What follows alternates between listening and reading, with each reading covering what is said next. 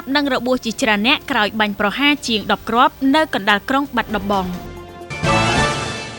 យ៉ាងហោចណាស់មនុស្ស1នាក់បានស្លាប់នាពេលបញ្ជូនទៅកាន់មន្ទីរពេទ្យនិង2នាក់ផ្សេងទៀតរងរបួសស្រាលនៅក្នុងហេតុការណ៍បាញ់ប្រហារជាង10គ្រាប់នៅកណ្ដាលក្រុងបាត់ដំបងដោយមានទំនាស់ពាក្យសម្ដីរវាងក្រុមស្ទាវ2ក្រុមប្រភពនៅកន្លែងកាត់ហេតុបានបង្ហើបឲ្យដឹងថានៅវេលាម៉ោងជាង3 ទីភ្លឺឈានចូលថ្ងៃទី8 ខែធ្នូឆ្នាំ